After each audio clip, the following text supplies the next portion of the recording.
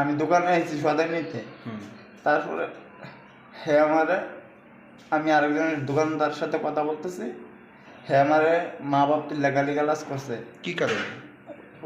হ্যার কথা শুনল না, হ্যাঁ ফাজিল লোক এই কথা কইছে।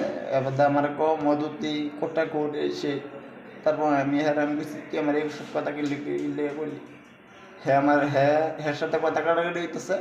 হ্যাঁ বড় ভাই আইসিরা আমারে কিতুছে এই কথা কয়ে এসে মাথাতে একটা ঘুষি মারছে। ঘুষি মেরে সেটা ছোট ভাই আমার গলার ভিতরে হাত দিয়ে ধরে রয়েছে। মাথার মধ্যে কি দিয়ে আঘাত করছে?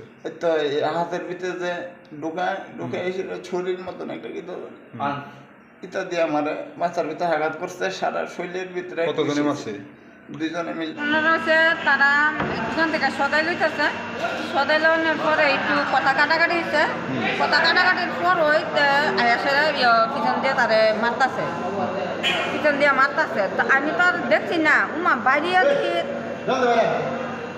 বাইরিয়া দেখি তার হাতের ভিতরে কিটা জানি আসছিল ইয়ের মতন, এটা জানি দিছিনি চাকুর মতো।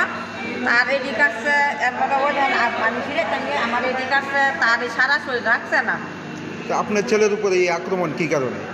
এত আমি জানি না, আমি তো শুয়ে রয়েছি, আমারও শরীর খারাপ, শুয়ে রয়েছি। এরপরে না শূন্য দেখি আমার সারা মানুষ টান হয়ে গেছে গা, এতে উঠছে সব মানুষ। যারা আক্রমণ করছে তারা চিনি চিনি আমার বাড়ির। তারা কি এই এলাকার? আমার বাড়ির পাশে। কি নাম তারা? একজনের নাম হচ্ছে হুসেন মিয়া, আরেকজনের নাম হচ্ছে সুয়েল মিয়া। ঘটনাটা কোন জায়গাতে হয়েছে?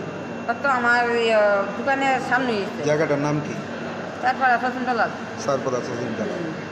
আপনার ছেলের নাম কি? রবিক মিয়া। কি করে? কত চালা? পুলিশে জানাইছেন নি বিষয়টা? পুলিশে কিতারে কইছে আমতলি থানার যে তাই গেছে, কইছে মেডিকেলে পাঠায় না, তাই একটা ফটো তুললে কাটা জায়গাটা একটা ফটো তুললে তাই না কাছে পাঠাইতাম। তাদের বিরুদ্ধে কি মামলা করবে?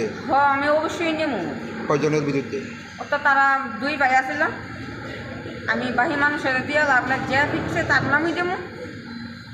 যারা মানে এই ঘটনাটা করছে তারা কি কোনো রাজনৈতিক দলের সঙ্গে জড়িত? আমি ওই সম্বন্ধে আমি জানি না, মানে তারা কোন বিষয় নিয়ে মারছে আমি তো কেউ মনের কথা কেউ জানি না, এতটুকুই আমি জানি।